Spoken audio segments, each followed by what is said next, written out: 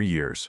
3 years since Sylvia Hartborn last answered the door of the stone farmhouse at the end of Concession Road 7, the one her grandfather had built with limestone pulled from his own fields outside of Guelph, Ontario. 3 years of letting the phone ring past 6. 3 years of sending her solicitor to every meeting she should have walked into herself. The neighbors on the concession had stopped leaving casseroles on the porch by the second winter.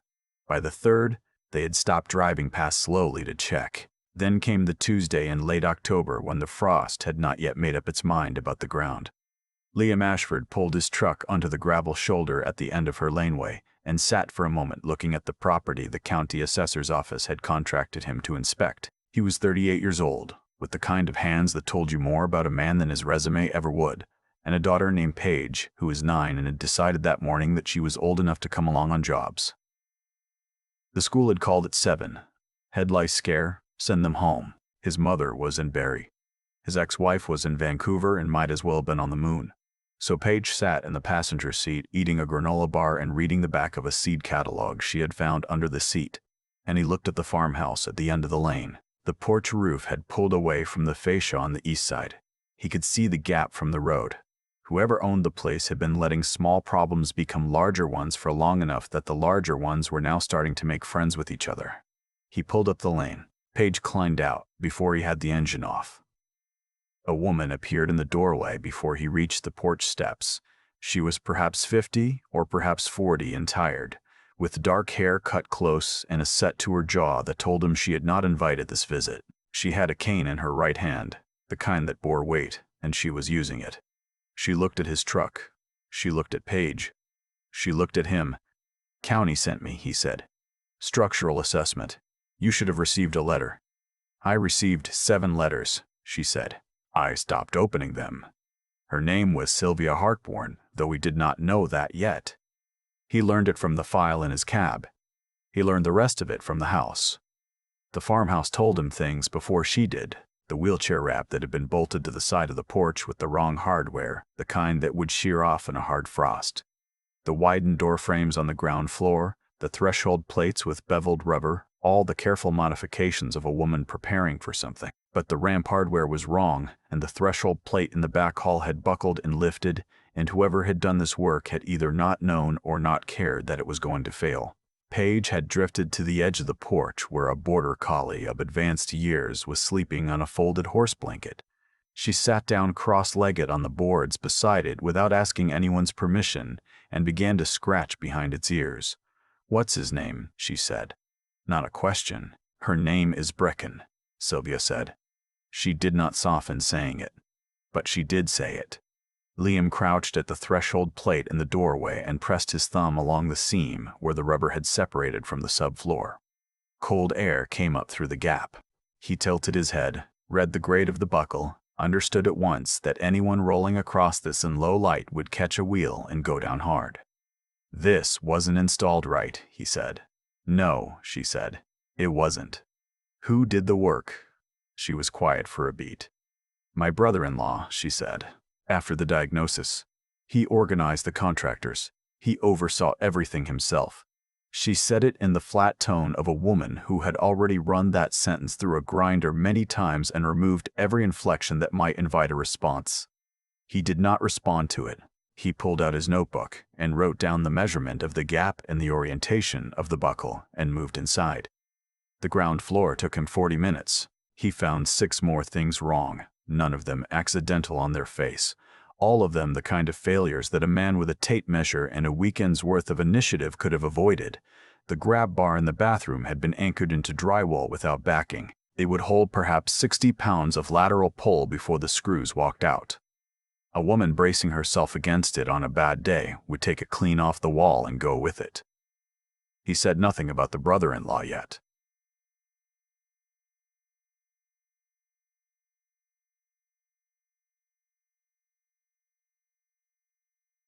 The basement stairwell that changed the morning, the door to it was off the kitchen, and Sylvia had told him the structural concern was a crack in the foundation wall along the north face. He went down with his headlamp and his moisture meter, and he found the crack, which was significant but manageable, and he photographed it and noted the dimensions and started back toward the stairs.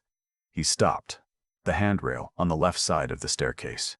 The wall-mounted one that Sylvia would use coming down on days when the cane was not enough had been installed with the brackets reversed. The screws went into the stringer from behind in a way that looked correct from the front, looked solid, looked like a rail that would hold a person's weight on a difficult descent. It would not for long.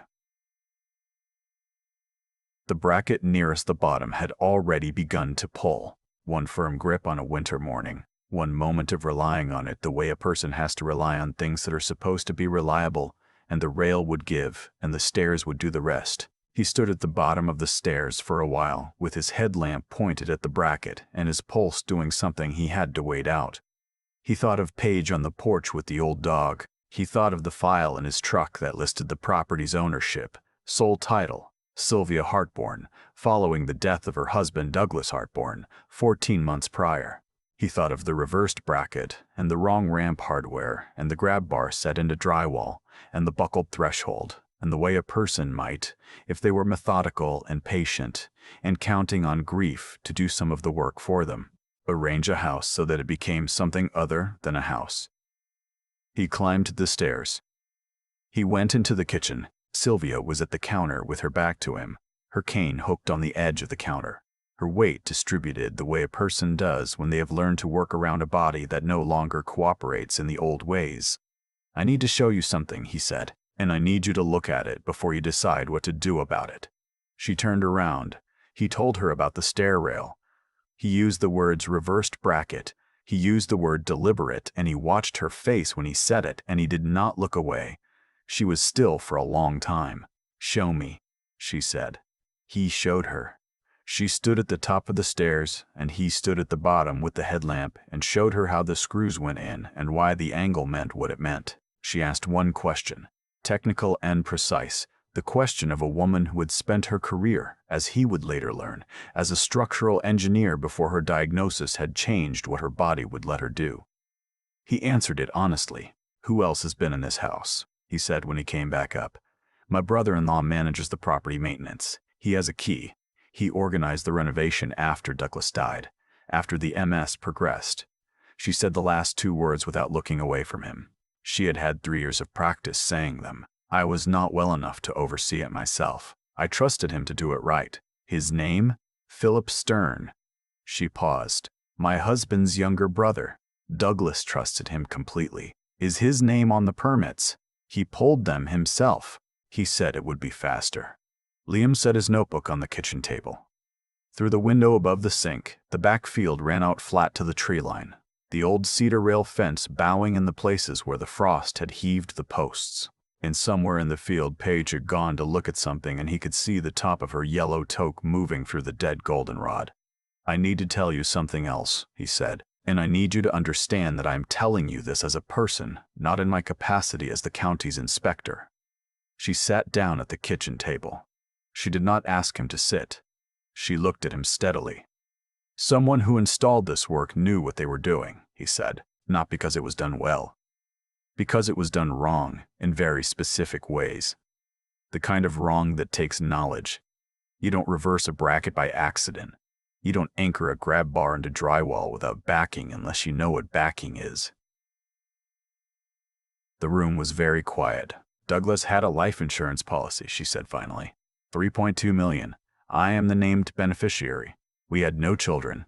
If I were to die before the estate is settled, there is still a property dispute with the farm next door. Douglas had a handshake arrangement about the north quarter. If I were to die before it is settled, the estate passes to the next of kin in trust. Philip is the executor." Liam looked at her. "He filed a petition in August," she said, "through a solicitor I had never heard of, to have me declared incapable of managing my own affairs. He cited my diagnosis. He cited the fact that I have not left this property in 3 years." She set both hands flat on the table. "The petition was rejected. But it can be refiled. That only needs one physician's letter and a sympathetic judge. And if you died in the house, a woman with progressive MS alone on a farm, a fall on the stairs, the coroner would not have to look very hard for an explanation. The goldenrod moved outside. Paige's yellow toque disappeared behind the fence line and came back again. "Why haven't you gone to the police?" he said. "The officer who would take the report is Philip's brother-in-law. He coached Philip's son's hockey team for 6 years." She looked out the window. "This is a small county, Mr. Ashford. I grew up in it. I know who sits next to whom at the Legion dinner." Her eyes came back to him. "I am not without resources. I am without allies. There is a difference." The afternoon light was going flat the way it does in October in southern Ontario, dropping fast and without ceremony. Liam thought about the drive home. He thought about the granola bar wrappers on the floor of the cab. He thought about Paige's toque in the goldenrod. "Tell me what you need," he said. She looked at him for a long moment with the particular care of a woman who has learned to be precise about what she trusts. "I need the deficiencies documented," she said, "in a report that cannot be explained away. I need the evidence of deliberate installation error to be on record somewhere that Philip's brother-in-law cannot reach. And I need to know," she said, "whether you are the kind of man who will put his name to it." "Yes," he said. Something in the room changed its temperature by a small amount. "There's one more thing," she said. She opened the drawer beside the table and took out a manila envelope and set it in front of him. Douglas had the farm surveyed 14 months ago, 3 weeks before he died. "The survey shows that the north quarter Philip is disputing was enclosed by our fence line for more than 40 years. Adverse possession. The land is legally ours and has been since before Douglas inherited it. Philip knows this. The solicitor Philip hired knows this. The petition to have me declared incapable was filed 6 weeks after I told Philip I intended to register the survey with the county." Liam opened the envelope. He looked at the survey. "He can't get the land while you're competent and alive," he said, "and he cannot get the insurance payout while I'm competent and alive either. He needs both problems solved at once." She folded her hands. "He is coming this Thursday. He comes every 2 weeks to do what he calls checking in. He walks through the house. He tries the locks. He looks at the ramp which he built wrong and knows he built wrong and is waiting for it to do its work." "Thursday," Liam said. "That's 2 days." "Yes." Paige came in through the back door in a cloud of cold air and dead grass seeds, holding something in both cupped hands. She crossed to the kitchen table and opened her palms. A small smooth stone gray with a white quartz line running through it like a seam. "Found it in the field," she said. She set it on the table between the adults with the gravity of a person presenting evidence. Sylvia looked at the stone for a moment. Then she looked at the small person who had brought it. "Do you want to see where the best ones are?" she said. It was not the response she had prepared for. Nothing in her face for a second. Then, "Yes, please." Later, sitting at the table while Paige was shown the drawer where Sylvia kept the stones she had collected from the fields over 30 years, Liam thought about how children do not perform warmth. They either feel it or they don't, and if they feel it, they move toward it with no calculation at all, and you can learn everything you need to know about a room from watching where a 9-year-old goes in it. He stayed until dark. He ate the soup Sylvia put on without being asked and did not make a point of it. They talked about what Thursday needed to look like. She was not asking to be protected. She had been managing this alone for 3 years and she was still here.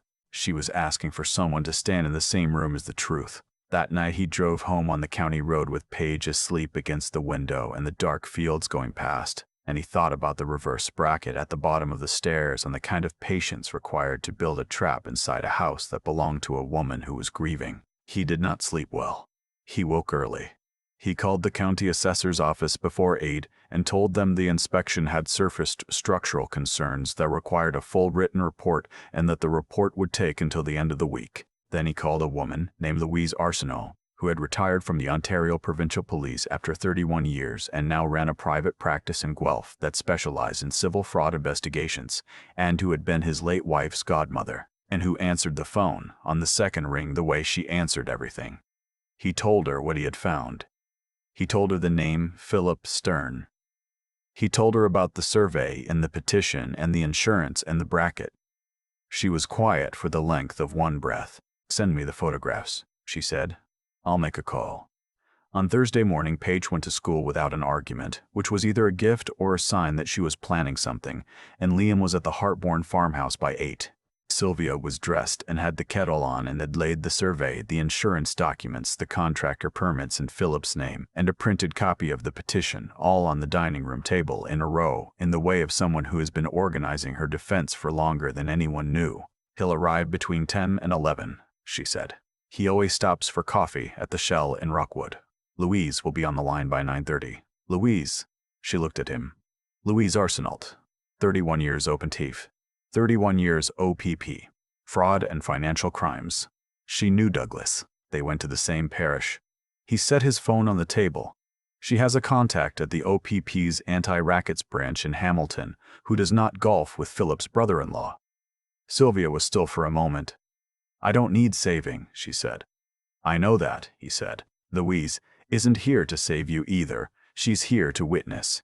The kettle came to a boil. She poured 2 cups and set one in front of him, and they sat at the table with the documents between them and went over the order of it until they both knew it, the way you know the layout of a house you have worked in for a week.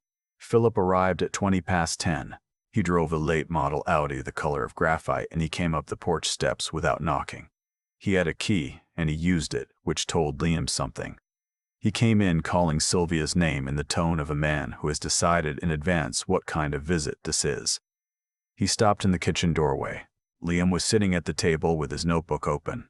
He did not stand.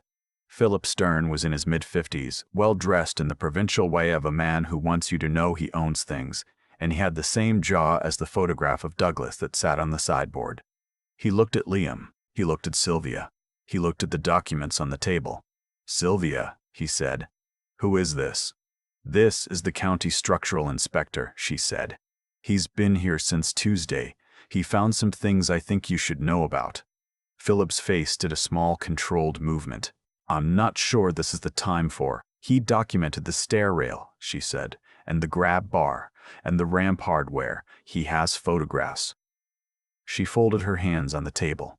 "And Louise Arsenault has been on the line since 9:30. A silence moved through the kitchen. Brecken, the border collie, lifted her head from the corner.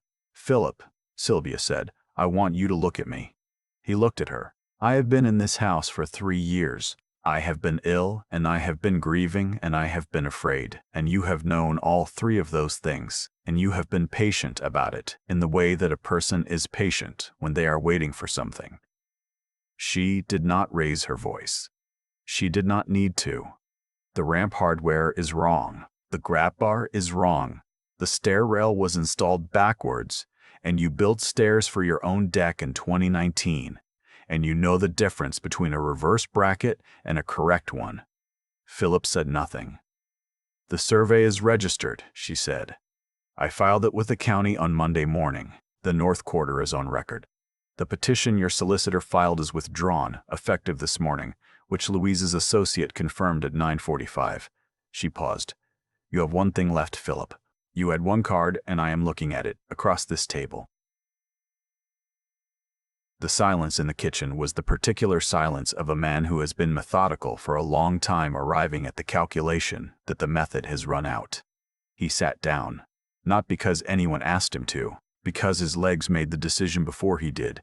He talked for a long time. He talked about debt Liam had not known about, and a business that had failed in the 2nd year of the pandemic, and a conversation he'd had with a man at an investment firm in Toronto who had pointed out, over drinks, that Douglas's estate represented a certain kind of opportunity for someone positioned correctly. He talked about it the way a man talks when he is more tired than frightened, which is the most honest kind of talking there is. Louise recorded it from the other end of the line. The OPP officers came up the laneway at noon in an unmarked car, the kind that fools no one on a county road, and they were professional and quiet about it, and Philip went with them without the scene he might have made. He paused on the porch. He looked back through the kitchen window at Sylvia at the table, and his face had in it something that was not quite guilt, and not quite grief, but lived somewhere in the neighborhood of both. Then he was gone down the laneway, and the gravel settled behind the car, and the farm was quiet in the way that only a farm can be quiet, with the wind and the remaining leaves and the concession road empty in both directions. Liam washed the cups at the sink. He did not make an occasion of it. Sylvia sat at the table for a while looking at the survey. Then she looked out the window at the north field, the one that was hers by 40 years of fence line and 2 years of legal wrangling, and one Tuesday morning when a county inspector had found the wrong bracket at the bottom of her stairs. "The ramp," she said. "I can have it done by Friday." "All of it," she said. "Done right. All of it." She turned from the window. "Why did you stay?" she said. Not an accusation. A real question. The kind a person asks when they have stopped expecting a real answer. He thought about it honestly. "Because you didn't ask me to fix it for you," he said. "You asked me to document what was there. That's different." He set the cups on the dish rack. "I do better with things that are different." She allowed herself a sound that was not quite a laugh, and not quite not one. And it had the quality of something that had been stored in a closed room for a long time and was now in contact with outside air for the first time. In the weeks that followed, the farm changed the way a place changes when the thing that has been pressing down on it is finally lifted. The ramp came off the porch and went back up correctly with the right hardware set into the right framing, the kind that would hold through 20 Ontario winters without a thought. The grab bar came out of the drywall and went back in through the tile and into the blocking. Liam sistered in behind it. The stair rail came down and went back at the proper angle. The brackets set into the stringers the way the load demanded, and he showed her how he had done each thing as he did it. Not because she needed to be shown, but because she was a structural engineer and she understood what it meant to build something that held. Paige came on Saturdays. She had decided this unilaterally, and it had not occurred to her to ask whether it was convenient. She and Brecken had an understanding by the third visit that did not require renegotiation. She learned where the best stones were in the south field, and she learned the names of the fence posts Sylvia had named after the various indignities of 40 years of rural Ontario. And she sat on the kitchen counter while Sylvia explained how a post and beam joint works, which was either homework or a foundation for a career in structural engineering, depending on how things went. On the Saturday in late November, when the first real snow came in off Georgian Bay and covered the concession road by noon, Paige sat on the kitchen counter eating a piece of toast and watching the field go white. "Are you going to stay?" she asked. She was asking Sylvia. She was 9 years old, and she was asking the direct question that the adults in the room had been not asking for a month. Sylvia looked at the field. Then she looked at Paige with the measuring look of a woman who has learned to be exact about what she trusts, and then something in the measurement came back satisfactory. "I was thinking about the spring market in Guelph," she said. "I haven't been in 3 years." Paige nodded with the completeness of a person for whom this was the only reasonable answer. Liam was at the counter with his coffee, and he looked out at the snow on the north quarter and said nothing, because nothing needed to be said. And sometimes the best thing a person can build is the kind of quiet that other people can rest in.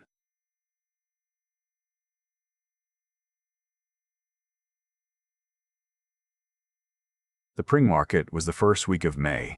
It was cold the way May in Ontario is always somewhat cold, the kind of cold that keeps its options open, and the market was loud with the particular noise of a community that has been indoors for 5 months and is adjusting to the fact of sky. Sylvia drove herself. She had not driven in 2 years, and she did it with the focused care of someone relearning something that was once automatic. Liam followed in his truck. Paige sat with Sylvia and gave directions she did not need and commentary on the other drivers that she very much did not need but provided anyway. They walked the market for 2 hours. People who had not seen Sylvia Hartborn in 3 years stopped and then looked again and came to speak to her, and she answered them in the direct, unhurried way she had of answering everything. And she bought a bag of early parsnips and a jar of black garlic honey from a man who kept bees on a concession 2 roads over and had known her husband. On the drive home, Paige fell asleep in the back seat. The county road went past the farms in the long light of a May afternoon, the fields opening up green and the fence lines straight, and the sky doing what the sky in Ontario does in May, which is exist at a scale that makes all human problems feel proportionate. "Thank you," Sylvia said. She was looking out the windshield at the road. "For what specifically?" he said. "For the bracket," she said. "For staying." Liam drove. The road went on. In the back seat, Paige slept with her cheek against the window and one hand open on the seat beside her. The way children sleep when they trust the vehicle they are in, and the farm came into view at the end of Concession Road 7, with the ramp on the porch solid and square and built to hold, and the north field running green all the way to the tree line, and the fountain at the yard pump finally fixed and running for the first time since the fall, the water catching the afternoon light the way something does when it has been still for a long time and is finally, simply moving again.